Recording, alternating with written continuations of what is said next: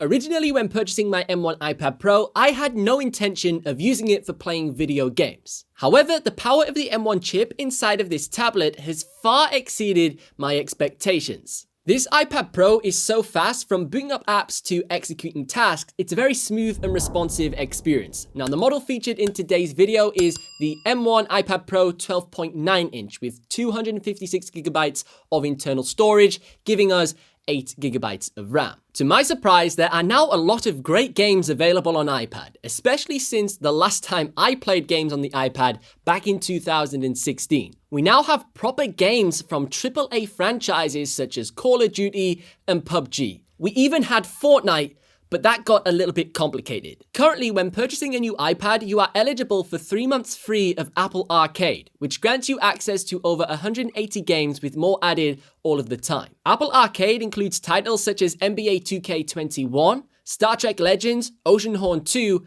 and SpongeBob Patty Pursuit. Who doesn't love a little bit of SpongeBob? After your 3 months free trial, Apple Arcade is only $4.99 per month, which is pretty reasonable considering that it does allow for family sharing, allowing you to use the same subscription across multiple different devices. We can now play a lot of titles on iPad with a console controller. If your controller supports Bluetooth, such as the new Xbox One controller or this PS5 controller, you can get it set up within seconds. Now, if you're playing games like Call of Duty Mobile, if you connect a controller, the game will be aware of this and will matchmake you with other players who are also playing with a controller on their mobile device. Now, something quite interesting with the matchmaking on Call of Duty Mobile. Now, I don't know whether this is just for me and I'm just some crazy, insane Call of Duty player, but when I've been playing, regardless of if I'm using a controller or not, I keep getting like 30 to 35 kills per match with 0 deaths. I maybe die once, whereas everybody else in the lobby seems to be getting like 2, 3, 4 kills maximum. Now, I don't know whether this success has been down to me being an absolutely crazy Call of Duty player, or whether it's because I'm playing on this M1 iPad Pro. Obviously, this device is far superior compared to what other people will be playing on. They'll probably be playing on their old Android phone or their old iPhone that is nowhere near as powerful as this tablet. This is way too overkill for Call of Duty Mobile. It allows you to play at like the highest graphic settings, get super high frames per second. You're basically getting a console gaming experience on this tiny device, and you're obviously playing against people that aren't on such a huge display with such power. So I don't know if the reason why I'm dominating these games is down to the actual iPad and the hardware I'm on, or whether it's down to the matchmaking, whether the matchmaking just sucks on Call of Duty Mobile and it's putting me with people that are nowhere near my skill level that obviously I am because I play a lot on PC. Another great game I tried out was Rush Rally 3. Something interesting about this title is that it supports haptic vibration in the controller. So just like when you're playing on a console, the controller vibrates to sort of help you and enhance the experience. Well, this title on iPad is one of the very few titles that I played that supports haptic feedback in the controller. So when you're braking and driving on the dirt and everything, you get vibration in the controller to give you a little bit more information about what the car's actually doing. Although this title looks like something I would have played with my brothers on the PS2, it's surprisingly very enjoyable and feels modern on this iPad Pro. For more competitive players, the iPad Pro 2021 has got a ProMotion Display, giving you a high refresh rate of 120 Hz for a smoother gaming experience. A side note on the screen, if you purchase the 12.9 model, you will get a Liquid Retina XDR display, which has 10,000 mini LEDs and a 1,000,000:1 contrast ratio jam-packed into this display. This makes the image look unbelievable and creates a very immersive gaming experience. With Wi-Fi 6 now inside of the iPad Pro, along with 5G for fast wireless connectivity,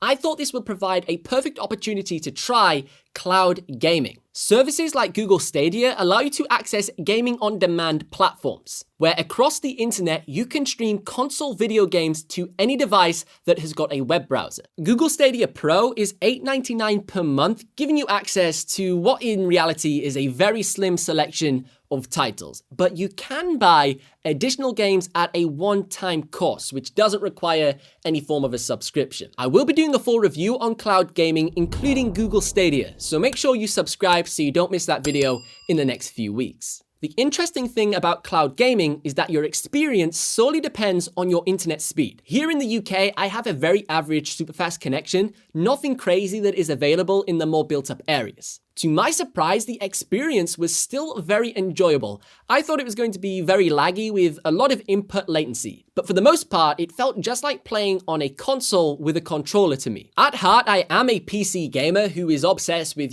performance and getting the best monitor with the lowest latency and highest refresh rate, and I never thought I would ever enjoy cloud gaming. But so far, I have been so impressed with Google Stadia and using it on my iPad Pro. I can now play games like Hitman, Red Dead Redemption 2, Cyberpunk 2077, and Star Wars on my iPad with my PS5 controller, which is genuinely mind-blowing. The only thing missing from this whole experience is controller vibration. With Google Stadia at this current time, haptic feedback is only available on desktop computers or when using a Chromecast on your TV. Unfortunately, it's not supported on the iPad. The future is bright for gaming on the M1 iPad Pro. We just recently saw the release of Divinity Original Sin 2, which is a fully fledged console game from the Xbox One and PS4 generation, with a 60-hour-long campaign and hundreds of hours of gaming for completionists. This is now available on iPad with no compromises. It runs at a solid 60 frames per second with beautiful graphics and visuals. It's got co-op,